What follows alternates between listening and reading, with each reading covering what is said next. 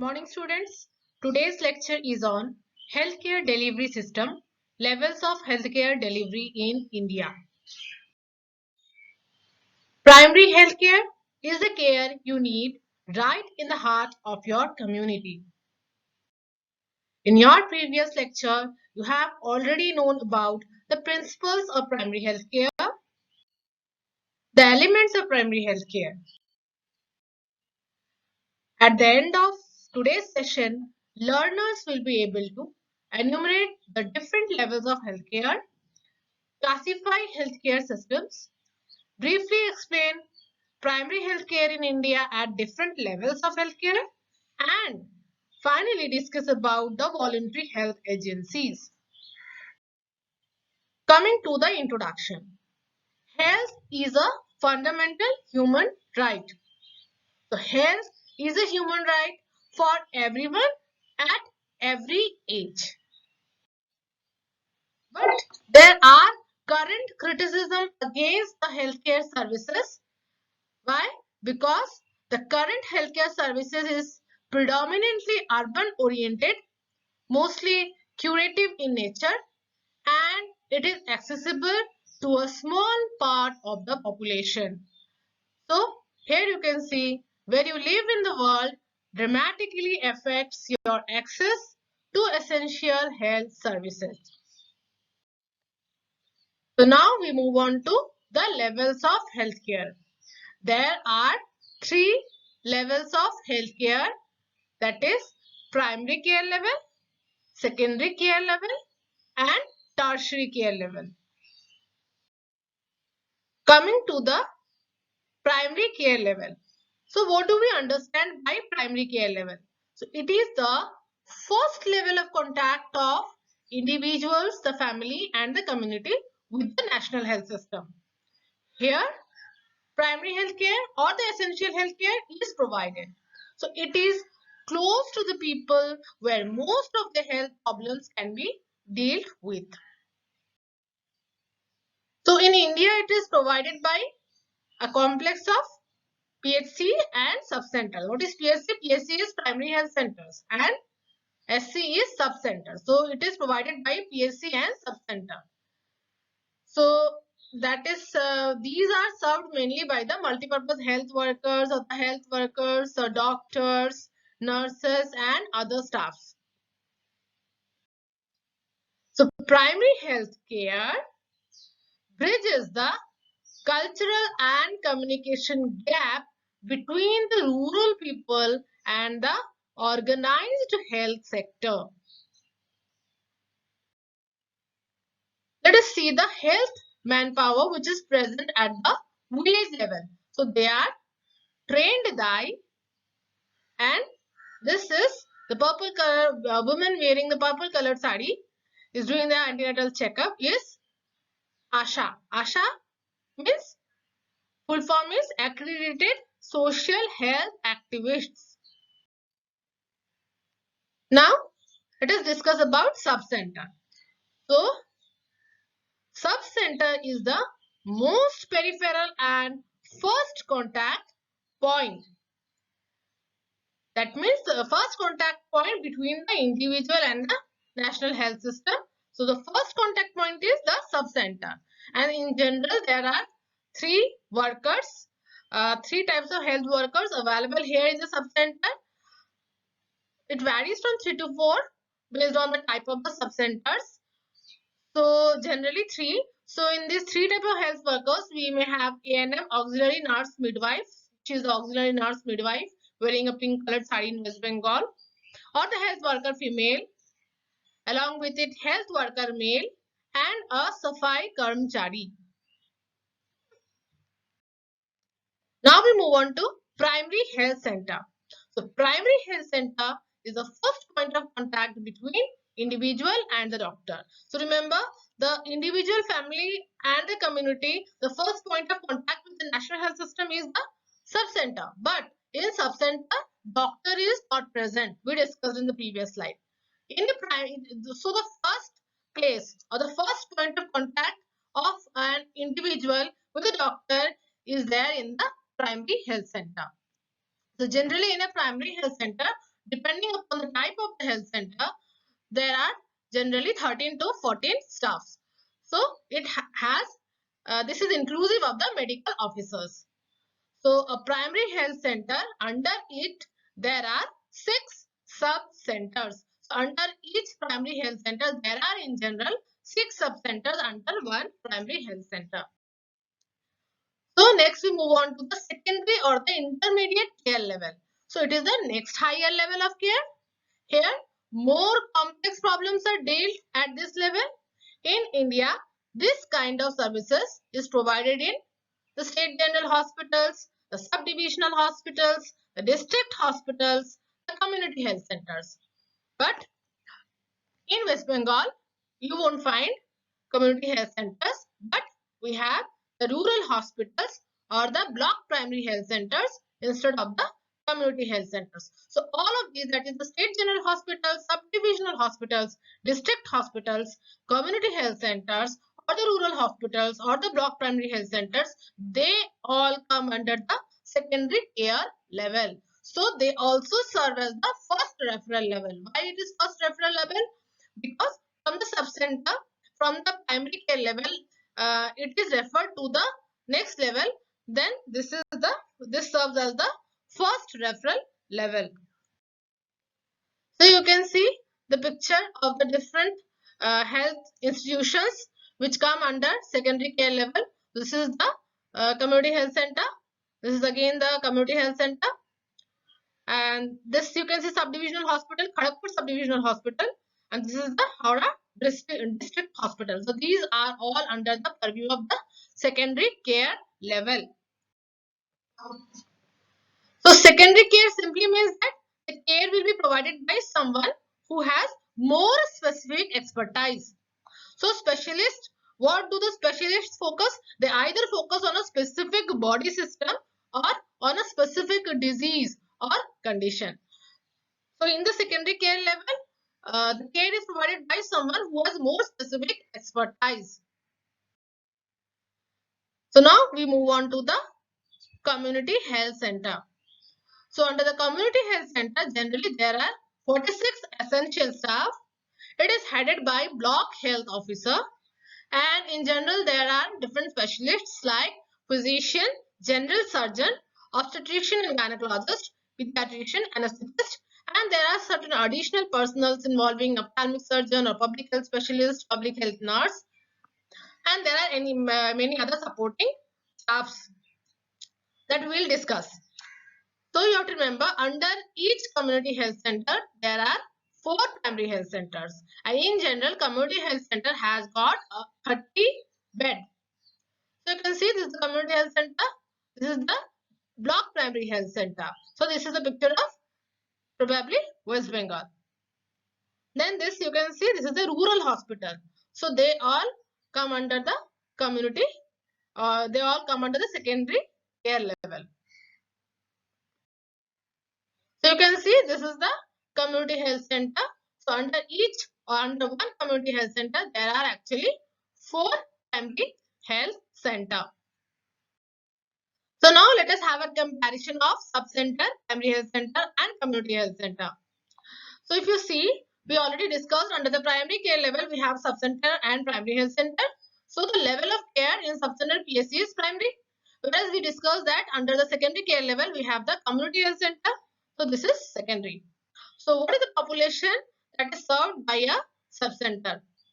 So it varies in each of these 3. These population that it serves, it varies whether with respect to whether it is present in plain or whether it is present in difficult regions like hills or the tribal regions.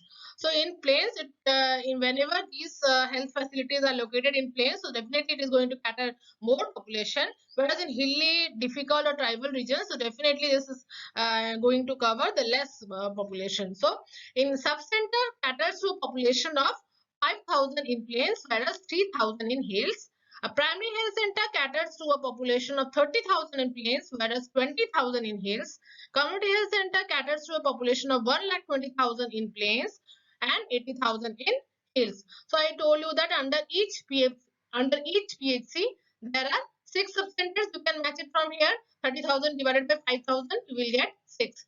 I also told you that under each CSC there are 4 PSCs. So you can see, you divide this 1,20,000 by 30,000, you will get 4. What are the essential staff under subcenter? Generally 3 to 4 based on what type of subcenter it is, whether it is subcenter A or whether it is subcenter B. So this is essential staff. Similarly, in case of PSC, in general, the essential staff are 13 to 14. In PSC A, it is 13, and PSC B, it is 14. In community health center, in general, there should be 46 essential staff. So now we move on to the next higher level, that is the tertiary care level. So it is a more specialized level than the secondary care level. So it requires specific facilities and attention of highly specialized health workers. So not only that we have highly specialized health workers here, but we also have very specific facilities here. So who provides the tertiary care level? This tertiary care level is provided by the different regional institutes and central level institutions like the medical college hospitals, the All India institutes, the regional hospitals, specialized hospitals, or the other apex institutions. So just for an example, highly specialized equipment and expertise is required for the coronary artery bypass surgery. So that is provided in the tertiary care centers like the medical college and hospitals, or the central level institutions, or the regional institutions.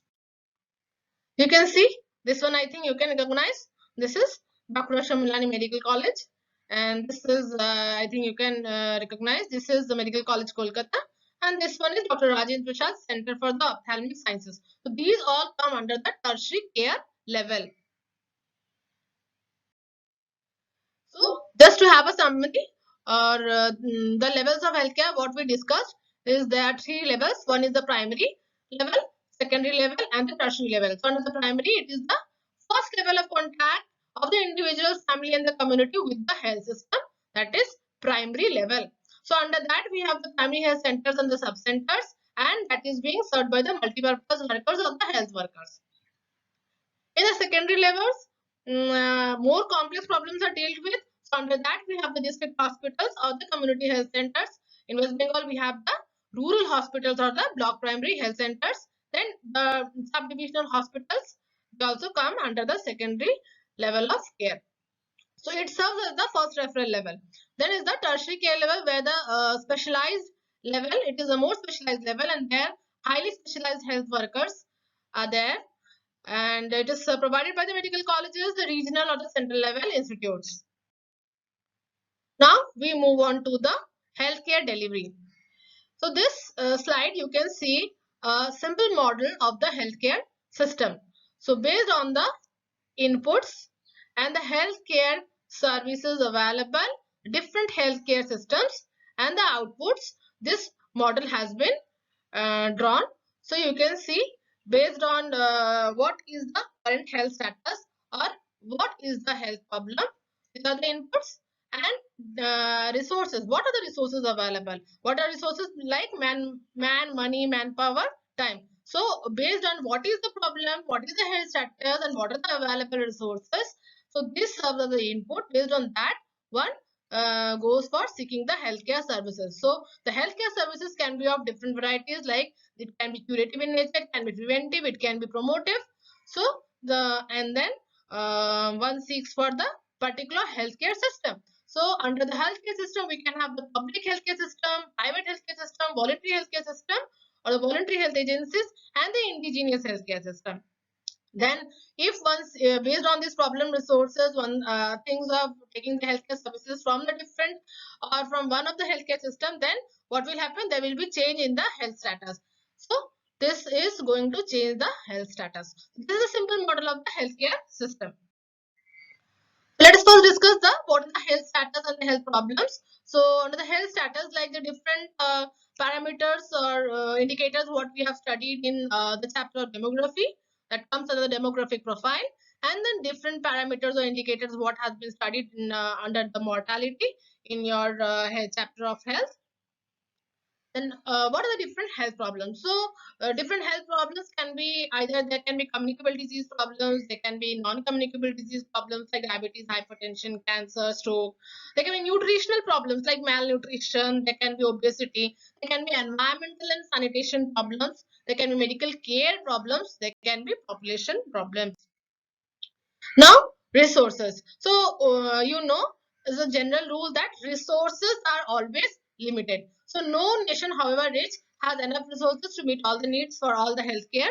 So, important considerations for providing the efficient healthcare services is that one has to assess that how much resources are available, whether they are proper, whether they are allocated properly or not, and even if they are allocated, whether they are efficiently utilized or not. So if you want to have if you want to provide efficient healthcare services, you need to have the assessment of these three things. So the basic, what are the resources? What do we mean by resources in healthcare? So resources for providing healthcare are health, manpower, money and material, as well as time. Time is also very important resource. So manpower. So we know in India there is a concentration of doctors up to 73.6% in the urban areas, where only 26.4% of the population live. We all know that India is predominantly a rural based um, country, where nearly two-thirds belong to the rural area, whereas one-third belong to urban area. And just to the doctor population mainly there is a concentration of nearly two-thirds in the urban areas, whereas one-third only in the rural areas. So why this is why there is so much of maldistribution? So this maldistribution is attributed to the absence of amenities in rural area. That is the first thing. There are lack of amenities in the rural areas. Then one can have the lack of job satisfaction in those areas. There is a possibility of the professional isolation, which does not occur in urban areas. And then one does not have a rural experience. So there is a lack of rural experience and the inability to adjust to rural life. So these are the general factors that lead to such um, unequal distribution of the doctors in the urban and the rural areas. The money and material. So to achieve the health for all, the World Health Organization has set up a goal of expenditure of 5%. That means each country should spend 5% of the gross national product on the healthcare. That is, WHO has set up this. How much India is doing? India is spending about 3% of the gross national product on the health and family welfare development. So money and material are always a scarce resources. Therefore, for allocation of resources, one should always go for the how much cost effective it is, and one should go for the cost benefit analysis as well as. So cost effectiveness and cost benefit analysis are now being used for the allocation of the resources. Then time. Time is a very important resource. So if there are administrative delay in sanctioning the health projects, that definitely implies loss of time. And if we lose valuable time, then there can be health crisis. So proper use of man hours is also an important time factor. Now we move on to the healthcare services. Healthcare services should be comprehensive. Comprehensive means preventive, promotive, curative. You should have all the components. That is comprehensive. So and rehabilitative. So comprehensive, preventive, promotive, curative, and rehabilitative. All the components that by that we mean that health services should be comprehensive. It should be accessible to all, and that everybody should be able to access the healthcare services. Then, not even if it is accessible, they should be acceptable. That some health facilities are accessible to all the individuals, but that does not mean that it is acceptable to all. So that was the problem when some vaccines were initially phased out. So it is being found that despite of the fact that these are made accessible to the people, they are comprehensive, but they are sometimes not acceptable to all the community. So then the healthcare services should provide scope for the community participation, and not only that, it should be available at a cost the community and the country can afford. If one cannot afford, then that type of health services is generally not acceptable. So you have already heard of this. Seems like you have heard of these terminologies. So what are these? These are nothing but the essential ingredients of the primary healthcare, which forms an integral part of the country's health system. Now we move on to the classification of the healthcare systems. So if we try to discuss that how do we classify the healthcare systems, they are broadly classified into the 5 categories. So one is the public health sector, private sector, then the indigenous system of medicines, voluntary health agencies, and the national health programs. So if we try to classify the public health sector, so under the public health sector, we have further categorized it into the primary health care, hospitals or the health centers, health insurance schemes, and the other agencies. So under the primary health care, we have the primary health centers or the sub-centers. Under the hospitals or the health centers, we have the community health centers, we have the rural hospitals, we have district hospitals or the health centers, we have specialist hospitals, we have teaching hospitals, all come under the hospitals or the health centers. There is a health insurance schemes like the 2 health insurance schemes like employee state insurance scheme and the central government health schemes. So this also comes under the health insurance schemes. Then there are other agencies like the defense services, armed forces medical services, and the railways. So these all come under the purview of the public health sector. Then the private sector. So what comprises the private sector? The private hospitals, polyclinics, nursing homes, and the dispensaries, general practitioners, and the clinics, they all come under the purview of the private sector. Next is the indigenous system of medicine. So under the indigenous system of medicine, we have Ayush. You might have heard about Ayush. What do we mean by Ayush? Ayush is Ayurveda, A. Y for yoga and naturopathy. U is Unani, S is Siddha, and H is homeopathy. So now let us move on to the primary healthcare in India. I shall discuss the primary healthcare in India at the village level, at the sub-center level, at the primary health center level, and at the community health centers. So coming to the village level first. So under the village level, we have currently the 3 schemes which are operating. That is, first one is the ASHA scheme, second is the ICDS scheme, and the third is the training of the local guides. Coming to the first one at the village level, that is the ASHA. We have already discussed the full form, that is accredited social health activists. It's very important. In West Bengal, they wear the purple colored sari. So what are the selection criteria for ASHA? So they must be a resident of the village. They should be a woman who is either married or divorced or widow. So we don't prefer unmarried or never married, because when one marries, then there is a likely possibility of place change. So the woman should be either married or divorced or widow, and the age group should be between 25 to 45 years preferably. Then she should be formally educated up to class 10th. That is preferred actually, and should have a communication skills and leadership qualities. What is the norm? So for a 1000 population, the norm is that there should be one ASHA per 1000 population. So ASHA undergoes a series of training episodes to acquire the necessary knowledge, skill, and confidence to perform her spelled out roles. So ASHA receives performance-based incentives for promoting universal immunization, for referral and escort services for the reproductive and child health, other healthcare programs, and the construction of household toilets. So she is not getting regular salary, but she is a voluntary health worker, she gets performance-based incentives. So what are the roles and responsibilities of ASHA? So ASHA create awareness regarding nutrition, basic sanitation, healthy living, healthcare utilization. She counsels the woman on birth preparedness, safe delivery, breastfeeding, immunization, contraception, and prevention of reproductive tract infection and sexually transmitted infection, and care of the young. She mobilizes the community and facilitates them in accessing the health-related services. She works with the village health and sanitation committee to develop a comprehensive village health plan.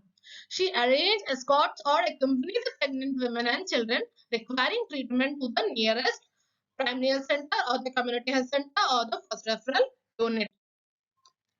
So she provides the primary medical care for diarrhea, fevers. She provides even first aid for the minor injuries.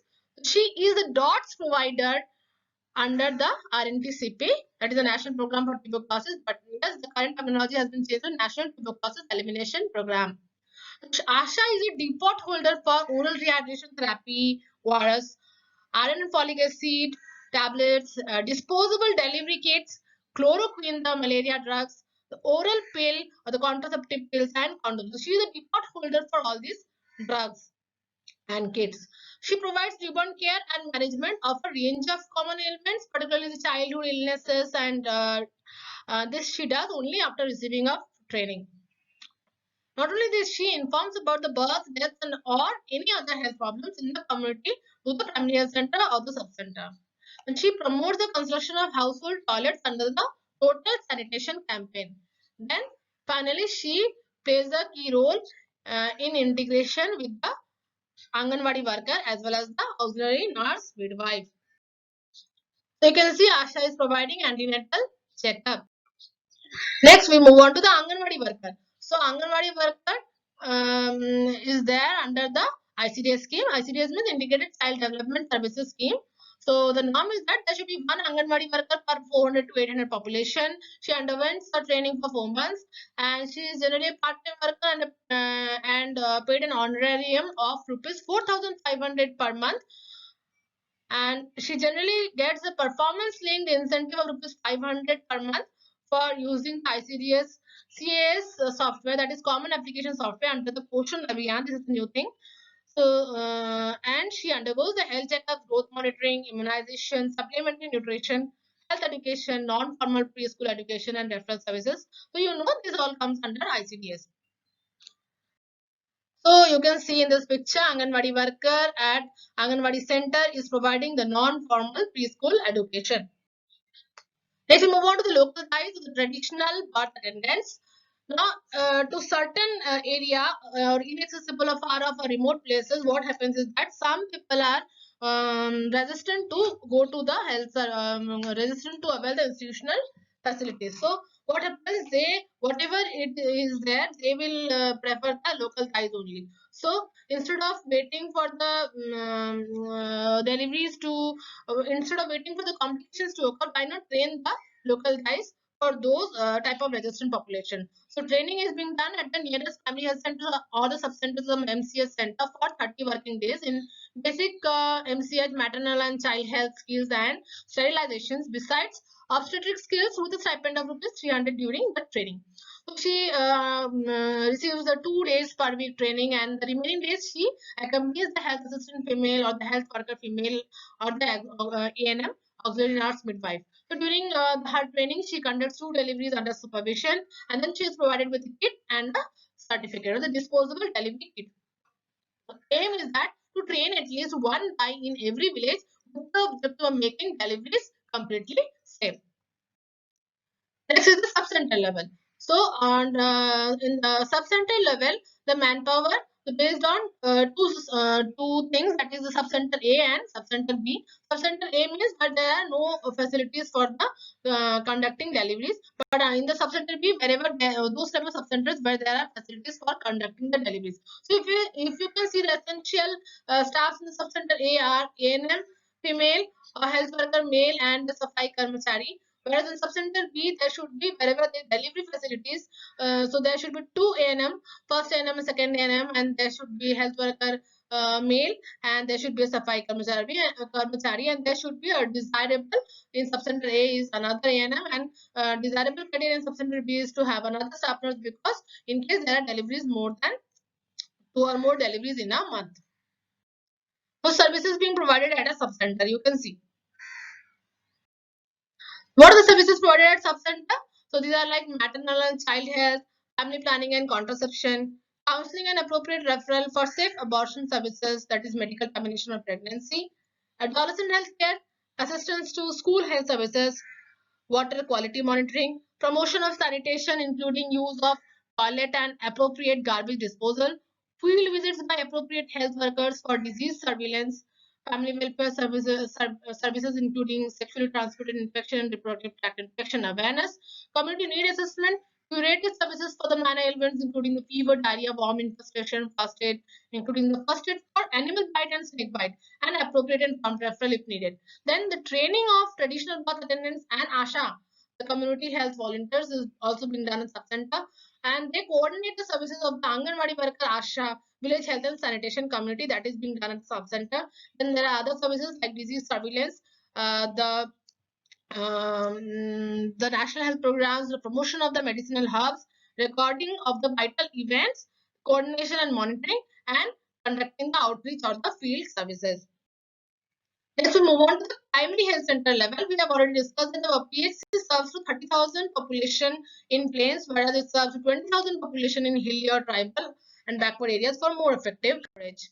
What are the functions of primary health centers? The primary health center provides medical care, provides maternal and child health, including family planning, safe water supply, basic sanitation, prevention and control of locally endemic diseases, collection and reporting of vital statistics, education about health, national health programs as relevant in referral services, training of the health guides, health workers, local guides and health assistants, and basic laboratory services. These are the basic functions of any primary health centers. Now let us look at to the staffing pattern of primary health center. So we have two types of primary health centers. One is type A, one is type B. So type A primary health center where there are less than 20 deliveries per month. Type B means 20 or more deliveries per month. So in the type A primary health center there should be 13 staff, and in type B there should be 14 essential staff. So it is desirable in case of type B is 18, whereas in case of type B it is 21. So you can see essential staffs in type A PSC. Generally, the comprises of medical officers and medical officer from MBBS, medical officer from Ayush. Then that is medical officer from Ayush is desirable, but there should be an accountant from data entry operator. There should be pharmacist. There should be nurse, midwife, or staff nurse. There should be health worker female. There should be health assistant male. There should be lady health visitor, laboratory technician. There should be multi-skill group D worker, sanitary worker, watchman. So now let us discuss what are the job description of medical officer in a primary health center. So medical officer in a primary health center is the captain of the health team in the primary health center. So in the morning hours, he attends the OPD outpatient departments and attends the patients. In the afternoon, supervises the field work. So in his tour program, it is designed in such a way that it covers all the basic health services, including the family planning. So generally, he plans and implements the universal immunization program as per guidelines. So what he ensures that all the vaccine supplies are adequate and then they are properly stored. He does the proper maintenance of the he ensures the proper maintenance of the cold chain and ensures that there is maximum possible coverage of the population in the primary health center. He ensures the proper implementation of IM and CIS per the guidelines. He visits the schools in his area, in his PSC area at regular intervals and arranges for the medical checkup and immunization. He also organizes and conducts tubectomy and vasectomy camps. So organizes the training for all the health personnel like ASHA, Anganwadi worker and DICE and ensures that the national health programs are being implemented in his area properly.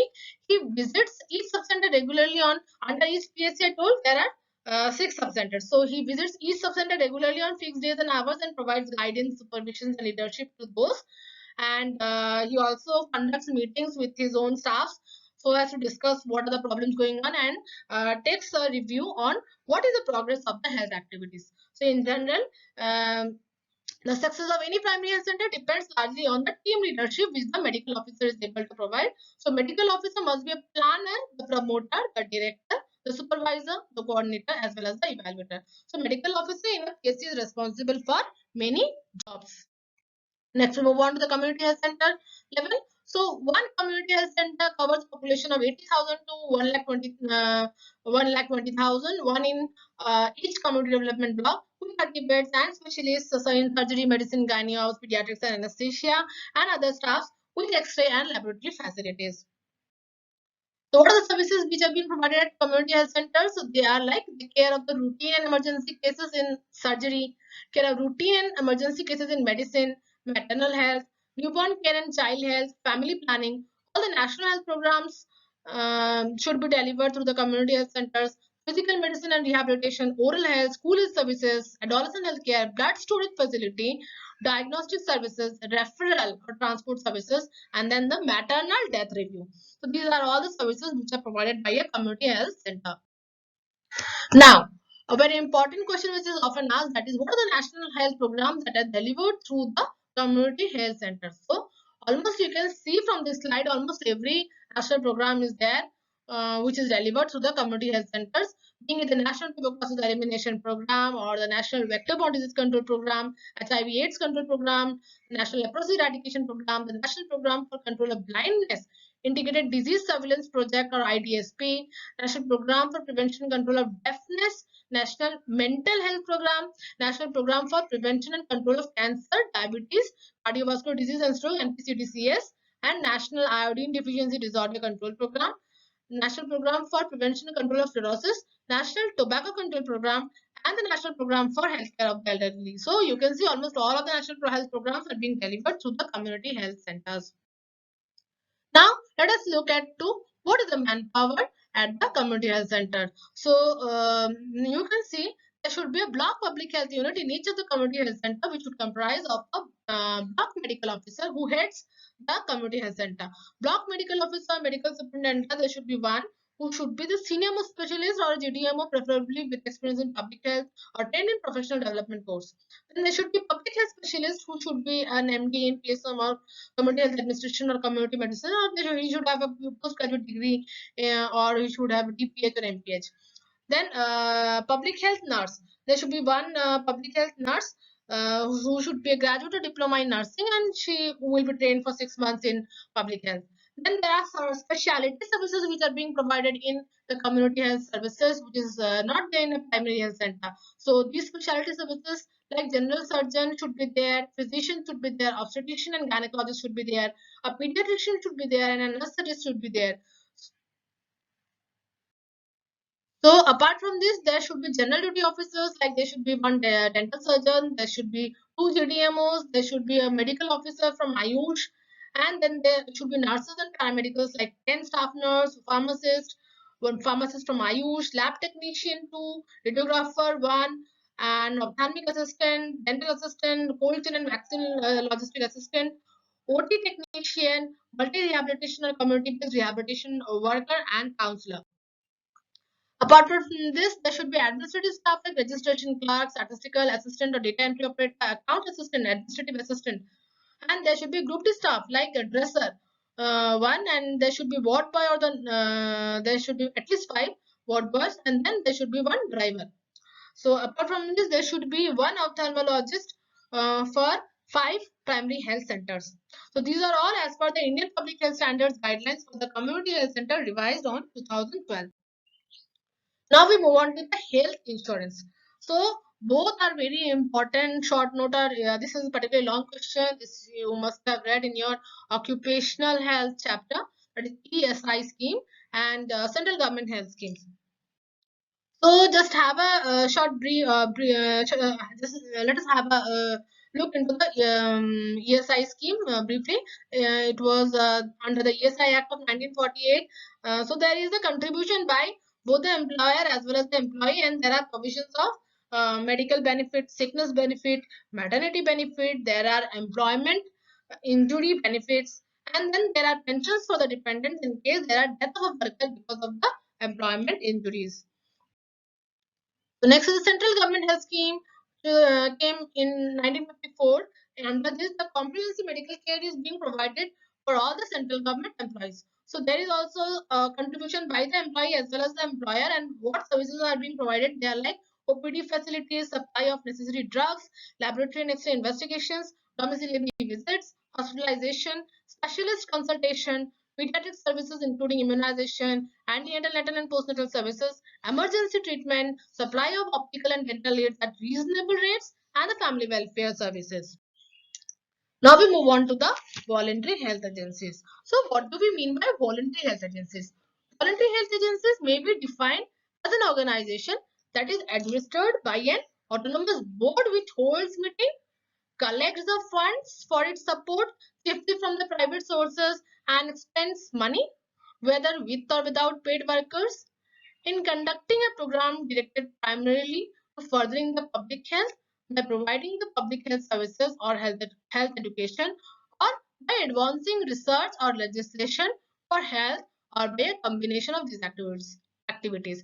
So voluntary health agencies are administered by autonomous board which collects the fund from mainly from the private sources, spends money, and then the programs mainly directed for towards the public health or providing health educations by the research or the health legislation or the combination of these activities.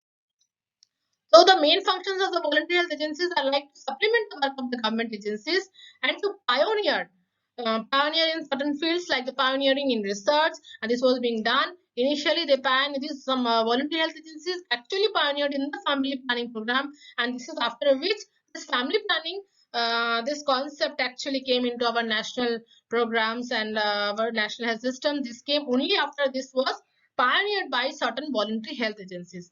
Similarly, they help in providing education. They help play an important role in demonstration. So, just for an example, there was one foundation, Rockefeller Foundation, demonstrated the borehole latrine to solve the problem of hookworm. So, this is also one of the important functions of the voluntary health agencies. Then they also act for guarding the work of government agencies, and they help in advancing the health legislation. So what are the different voluntary health agencies in India? That can be like Indian Red Cross Society. You might have heard of this. Hind Kusht Nivaran Sangh, Kusht is leprosy. Indian Council for Child Welfare, Tuberculosis Association of India, Bharat Sevak Samaj, Central Social Welfare Board, the Kasturba Memorial Fund, Family Planning Association of India, All India Women's Conference, the All India Blind Relief Society, professional bodies, and international agencies. All of these are the voluntary health agencies in India. There can be many more. So the Indian Red Cross Society, which you will read in details in your international health chapter also, this was established in 1920 is important short terms often. So the main activities which are provided by the Indian Red Cross Society, that is a voluntary health agency, that is the relief work. You must have seen in different news channels how they provide the relief work in different disasters and different times. So they also help in the milk and medical supplies. They have the armed forces. They provide the maternal child welfare services. They also help in the family planning programs, and they have the blood bank, and they provide the first aid. It's very, very important. So you can see in the slide how the Indian Red Cross Society is serving. Next, we move on to the public-private partnership. What is the role of public-private partnership in the efficient delivery of healthcare? Delivery of the healthcare services. So you know neither a public sector is best in the interest of the health system nor a private sector. You know the pros and cons of both the public sector as well as the private sector. In private sector, you are going to land up with a huge amount of bill. Whereas in public sector, the quality of treatment might be very good, but you might not be satisfied by the conditions of the environment which is there in the public sector, like the conditions in which the patients are admitted, or the uh, supporting things, you may not be happy with it. Or okay. So the hypothesized benefits of PPP are like to improve the access and reach. It is going to improve equity, reduce the out-of-pocket expenses, there can be better efficiency, and there are opportunities to regulate for and accountability, improve the quality and national practice, imbibe the best practices, and augment the resources, fund, technology, and the human resource. So, because neither the public sector is best nor the private sector alone is best, so merged up the concept. So then came the public-private partnership. Just let us have an example, look into the examples of the public-private partnership in the efficient delivery of health services in West Bengal. So in West Bengal, you might have come across various fair price outlets for the medicines, consumables, and implants. They are under the PPP. Then you might have come across the CT scan centers, MRI centers, digital X-rays, so, and the fair price diagnostic and dialysis services. So, they all are under PPP. Then you might have also heard about the mechanized laundry services, that is also under the public-private partnership with the government of West Bengal. And recently there are certain audio vestibular clinics which have been launched or inaugurated under the public-private partnership along with the government of West Bengal. So the take-home message is that there are three levels of healthcare, that is primary care level, secondary care level, and tertiary care level. We discussed that under the primary care level, we have the primary health centers and the sub-center. On the secondary care level, we discussed there are community health centers, we have district hospitals, we have sub-divisional hospitals, the rural hospitals, or the block primary health centers. And the tertiary care level, we have the different central or regional level institutions or the medical colleges. Okay, the apex institutions or the regional level institutions come under the tertiary care level. Then we discuss about the population coverage. The village we generally consider that there are 1,000 population. Then sub-center caters to a population of 3,000 to 5,000, where we studied 3,000 in the hilly or the tribal areas, backward areas, with 5,000 in the plains. And primary health center similarly caters to a population of 20,000 in the hilly or tribal areas, whereas it caters to 30,000 population in the plains. Similarly, community health center caters to a population of 80,000 in the hilly or tribal regions, and whereas it caters to 1.2 lakhs population in plains. So you have to remember that sub-center is the most peripheral and first contact point between the healthcare system and the community, whereas PHC is the first contact between the community and the medical officer. So from the in the three-tier health system, where a patient can contact with the medical officer for the first time, so that is the PHC. So PHC provides the first contacts. Under the sub-center we don't have medical officer. In the PHC we have the medical officer. So there is the first contact between community and the medical officer. We discussed that under each PSC there are 6 sub-centers, and then we also discussed that under each community health center there are 4 primary health center. So these are the take-home messages. When you are worried about your health, you should not have to wonder where to go or who to trust for help. Let's ensure strong primary health care in every community. Thank you.